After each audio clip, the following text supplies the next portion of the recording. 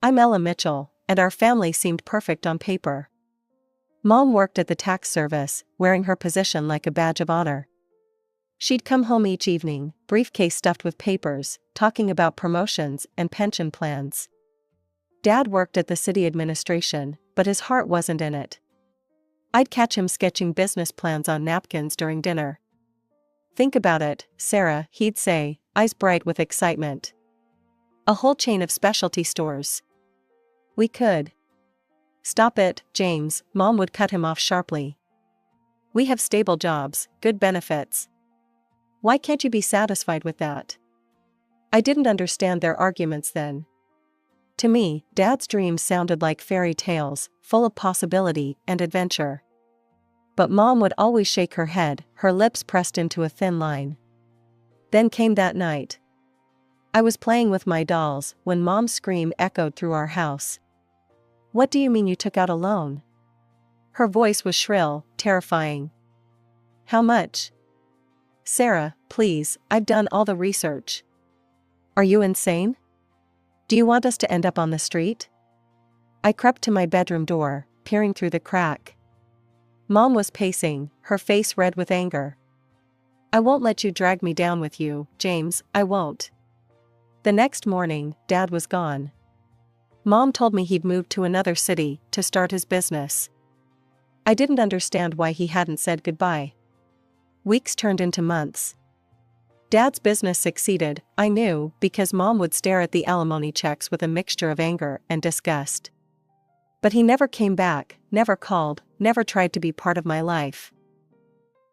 Mom threw herself into her work even more after that. She hired Elena, my nanny, who became my primary caregiver while Mom spent longer and longer hours at the office. "Your mother's working hard for you," Elena would say when I asked why Mom was never home. But I knew the truth, Mom was hiding from the living reminder of Dad's success, me. She'd rather bury herself in spreadsheets and tax forms than face the daughter of the man who proved her wrong. Some nights, I'd hear her on the phone with her friends. "He actually made it work. Can you believe it? But at what cost? He abandoned his own daughter." But Dad hadn't just abandoned me, Mom had pushed him away, choosing the security of her job over the uncertainty of his dreams. And now, I was paying the price for their choices, caught in the middle of their broken marriage, watching my mother retreat further into her work while my father built his empire in another city. My grandmother Marion was like a burst of color in our grayscale life. She didn't visit often, but when she did, our house came alive with her energy and warmth.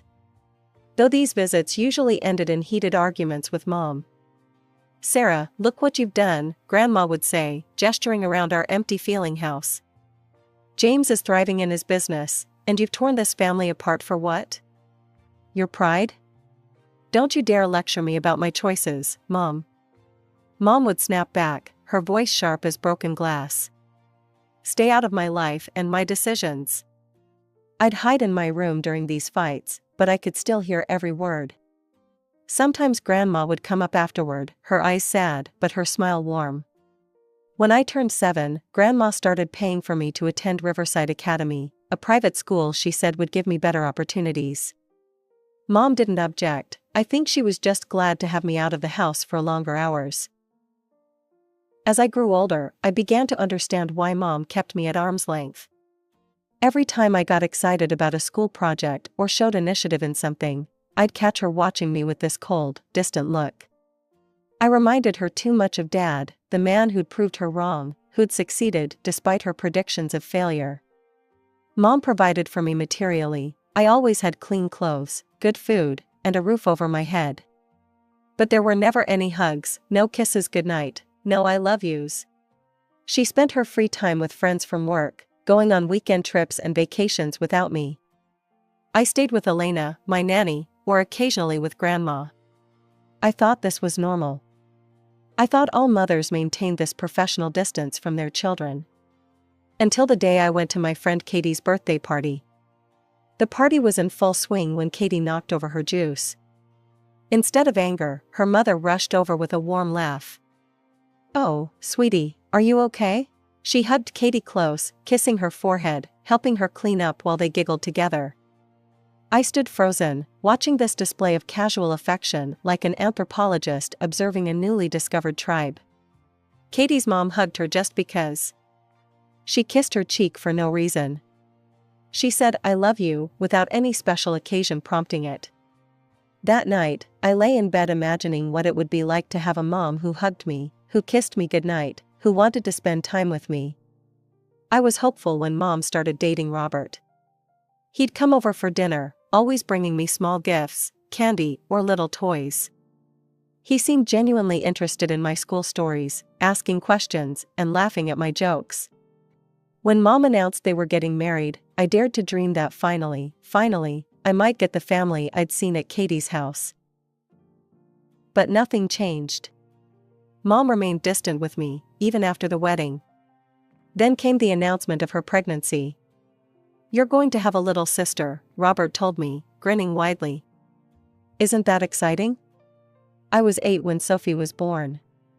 From the very first day, I watched in stunned silence as Mom transformed, but only for my sister. She'd coo at Sophie, shower her with kisses, hold her close just because she could. All the things I'd been starving for my entire life, Sophie received in abundance. "Look at her tiny fingers," Mom would whisper, nuzzling Sophie's neck. "Aren't they perfect?" I'd stand in the doorway of the nursery, watching Mom rock Sophie to sleep, singing lullabies I'd never heard. Sometimes, the pain in my chest was so sharp I couldn't breathe. Why could she love Sophie but not me? Was it because Sophie wasn't Dad's daughter? Because she didn't remind Mom of her mistake? The final blow came when Mom quit her job to stay home with Sophie. The same woman who'd barely spared me an hour of her time was now dedicating her entire day to my half-sister. But even with all this newfound time at home, she still had none to spare for me. "Ella, your grandmother's coming to pick you up," she'd say, not even looking up from Sophie. "I need to focus on the baby." I spent more and more time at Grandma's house. Sometimes I'd cry into my pillow there, wondering what was wrong with me, why I wasn't lovable enough. "Why doesn't Mom love me like she loves Sophie?" I finally asked Grandma one day. Grandma pulled me close, her voice thick with emotion. "Oh, sweetheart, sometimes adults carry wounds that have nothing to do with the people they hurt. Your mother's pain about your father, she's taking it out on you, and it's not fair." The years that followed Sophie's birth were like living in a minefield. I never knew when the next explosion would come. By the time Sophie was old enough to understand the family dynamics, she'd learned to use them to her advantage with frightening precision. I was 14 when the incidents started becoming more frequent. One morning, I found my science project torn apart on my desk. But just as I wanted to scold this little rascal, she had already disappeared from the room. "Mom," Sophie came running downstairs, tears streaming down her face. "Ella destroyed my new dollhouse because she was jealous that Daddy bought it for me." "That's not true, I was studying all evening." "Sophie, tell the truth." Mom's face hardened as she looked at me. "Why do you always blame your sister? Go to your room, you're grounded for 2 weeks." This became our routine. Sophie would break something, hide Mom's jewelry in my backpack, or plant Robert's missing money in my room. Each time, I'd try to defend myself, but my words fell on deaf ears. "I saw her take your bracelet, Mom," Sophie would say, her voice dripping with fake concern. "I didn't want to tell, but she's been stealing things." Robert would look at me with disgust. I knew we couldn't trust her. Like father, like daughter, both of them dishonest to the core. At first, I fought back. I'd cry, scream, beg them to believe me. But gradually, I learned that defending myself only made things worse. Sophie reveled in my punishments, watching with a small smirk as I was sent to my room, grounded, or had my allowance taken away. One night, I heard Mom and Robert talking in their bedroom. I'd stopped to pick up some laundry in the hallway when their voices drifted through the door. "Why don't we just send her to live with your mother?" Robert was saying. "She's nothing but trouble." "Are you kidding?" Mom scoffed. "James sends $3,000 in alimony every month. That's why I can afford to stay home with Sophie. Once Ella turns 18, that money stops. We need to keep her here until then." The laundry basket slipped from my hands, clothes scattering across the floor. That's when everything clicked into place. I wasn't a daughter to her, I was a meal ticket. The only reason she kept me around was my father's money. That night, I lay in bed and made a plan. I would focus on my studies, get into a good college, and escape this house forever. I started staying late at the library, taking extra classes, anything to minimize my time at home. "Look at her, acting so superior with her studying," Sophie would taunt. "You think you're better than us?" But I didn't care anymore. Each insult, each false accusation, each punishment, they were just counting down the days until my freedom. I started keeping a calendar, marking off days until graduation, like a prisoner marking time until release. When Sophie stole Mom's expensive perfume and planted the empty bottle in my room, I accepted the punishment silently. When she took money from Robert's wallet and stuffed it in my coat pocket, I didn't even try to defend myself. Their words couldn't hurt me anymore. I was already gone in my mind, counting down the days until I could make it real. It was a Tuesday in late March, during my senior year, when everything finally came crashing down. The moment I opened our front door, the acrid smell of smoke hit my nostrils. My heart stopped. Living in this house had taught me that disaster could strike at any moment. Following the smell, I rushed down to the basement. The scene that greeted me made my blood run cold. Sophie was crouched in the corner, surrounded by burning newspapers and cardboard boxes. She had created a small bonfire, and the flames were already licking dangerously close to the wooden storage shelves. "Sophie, are you insane?" I screamed, lunging forward. "You'll burn the house down." Without thinking, I grabbed her shoulders and yanked her away from the fire. It all happened so fast. She lost her balance, stumbled backward, and threw out her arm to break her fall. The sickening crack that followed will haunt me forever. "Aha!" Sophie's scream pierced the air as she clutched her arm. "You hurt me. You did it on purpose."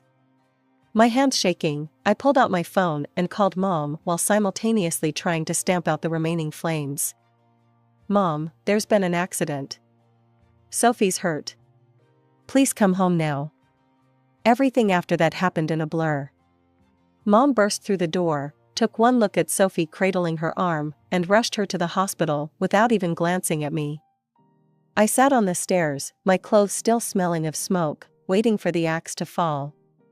When they returned hours later, Sophie's arm was in a cast, and Mom's face was set in stone. Without saying a word, she walked straight to my room and started pulling out my clothes, throwing them into garbage bags. "Mom, please let me explain," I begged. "Sophie was playing with fire in the basement. I was trying to save her. I can show you the..." She told me everything. Mom cut me off, her voice trembling with rage. "How you pushed her down the stairs, because you were jealous of her new school bag. How you've been threatening her for weeks." "What? That's insane. There was a fire." Sophie stood in the doorway, tears streaming down her face. "Stop lying. You hurt me on purpose. You've always hated me." "Get out," Mom said, dragging the bags toward the front door. "Get out of my house before I call the police and have you arrested for assault. Who do you think they'll believe?" I felt the blood drain from my face. She was right. With my record of past incidents, all carefully orchestrated by Sophie, who would believe me? "I need money too." Mom laughed angrily. "Money? Your father's alimony will be paying for Sophie's medical bills. And don't even think about running to him with some made-up story. One word from you, and I'll file a police report about this assault. How would that look on your college applications?" The threat hung in the air like poison. With trembling hands, I grabbed my coat and one of the garbage bags containing my belongings. The rest of my things lay scattered across our front lawn like debris after a storm. I made my way to Grandma's house in a daze, dragging the bag behind me. When she opened the door, one look at my face told her everything she needed to know. The next few months passed in a blur of studying and college applications. When graduation day arrived, I sat among my classmates, scanning the crowd. Despite everything, a small part of me hoped to see Mom's face in the audience. But only Grandma was there, beaming with pride as I received my diploma with honors. Thanks to my grades and determination, I earned a full scholarship to State University's business school. Those 4 years were a breath of fresh air, no walking on eggshells, no false accusations, just the freedom to be myself and excel. After graduating with a degree in business management, I landed a job at a marketing firm. 8 years flew by, each one taking me further from the trauma of my childhood home. I had my own apartment, a successful career, and most importantly, peace. My only family connection was Grandma, who remained my rock through everything. Then I met David. He quite literally ran into me at a coffee shop, spilling his latte all over both of us. Instead of getting angry, we couldn't stop laughing about it. "Let me buy you a replacement coffee," he said, "and maybe a new blouse?" One coffee led to dinner, dinner led to more dates, and within 6 months, we were planning a wedding. It was a small ceremony, just us, a judge, and Grandma, who cried happy tears throughout. "You deserve this happiness, sweetheart," she whispered during our mother-daughter dance, which she had insisted on doing. David owned a chain of successful fast food restaurants across the city. One evening over dinner, he mentioned having trouble with his supply chain management. "You're great at analysis," he said. "Would you consider coming to work with me?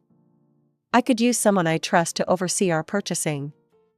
I jumped at the chance. Finally, all my business training could be put to good use in a family business, a healthy one, built on trust and mutual respect. Within months of diving into the paperwork, patterns started emerging. Several suppliers were consistently overcharging while delivering subpar products. But one vendor, Fresh Fields Produce, was particularly egregious. "David, look at these numbers," I said one evening, spreading reports across our dining table. "Fresh Fields has been charging us 40% above market rate for produce that's barely making grade. And look at these delivery records, they're consistently late, affecting our inventory management." David studied the reports carefully. "This is excellent work, honey. No wonder our profit margins have been tight. I'm terminating their contract immediately." "I've already researched some alternatives," I said, pulling out more documents. "These 3 companies have better prices and quality ratings." As I watched David make calls to begin the process of changing suppliers, I felt a surge of pride. This was what a real partnership looked like, working together, trusting each other, building something meaningful. My phone buzzed with an unknown number while I was reviewing supplier contracts. Something made me hesitate before answering. "Hello? Ella? It's Sophie." My hand tightened around the phone. 10 years of silence, and now this? "What do you want?" I kept my voice neutral, professional. "Can't sisters catch up? Let's meet for coffee. We have so much to talk about." "No," the word came out sharp and final. "Say what you need to say." There was a pause, then Sophie's voice changed, dropping its fake sweetness. "Fine. Your husband is about to make a huge mistake." "Fresh Fields Produce?" "That's my fiancé's company." The pieces clicked into place with sickening clarity. "Marcus and I are getting married in 3 months, Sophie continued. "We've been planning this amazing wedding, cathedral venue, designer dress, 5-star catering. But we need the income from your husband's restaurant chain to pay for it." I couldn't believe what I was hearing. "Are you telling me you've been deliberately overcharging our restaurants to fund your wedding?" "Don't act so self-righteous," Sophie sneered. "Marcus just adjusted the prices a little. We need this, Ella. You have to convince David to keep our contract." "Adjusted the prices?" I felt my voice rising. "You're charging 40% above market rate for substandard produce. Some of it is nearly expired when it arrives. You're scamming us."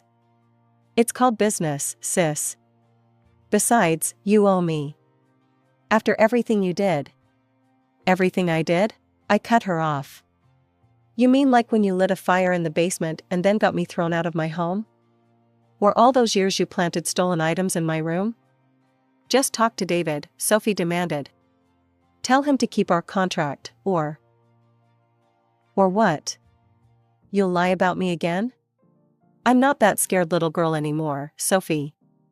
I won't help you defraud my husband's business to fund your dream wedding.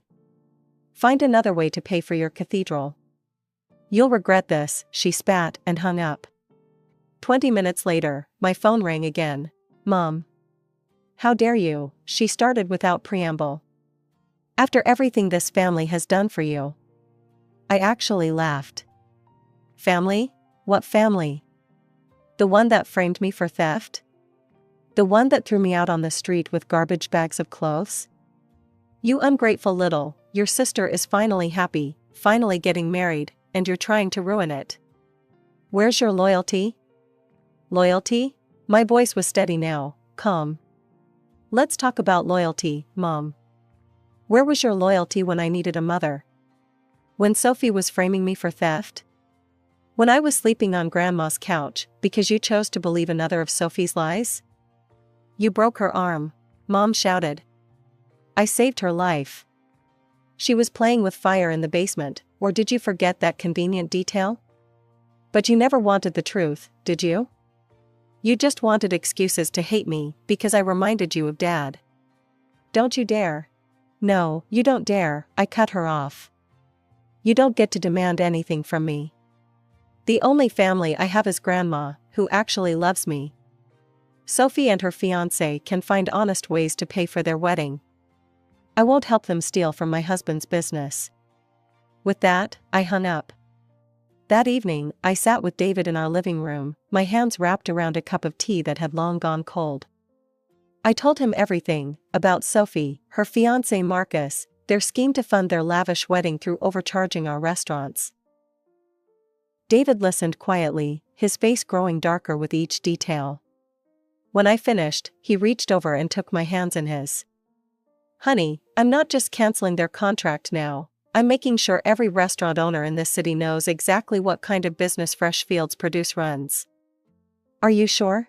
I asked. They'll probably try to cause trouble. Let them try, David said firmly. What they're doing isn't just unethical, it's fraud. And I protect what's mine, both my business and my wife. Over the next week, David shared the documentation I'd gathered with other restaurant owners in his network. The response was immediate and overwhelming. One by one, restaurants began canceling their contracts with Fresh Fields Produce. Marcus's reputation in the industry was destroyed. Then came another call from Mom. You've gone too far, she hissed. You're destroying your sister's future out of spite. No, Mom. Their own dishonesty did that.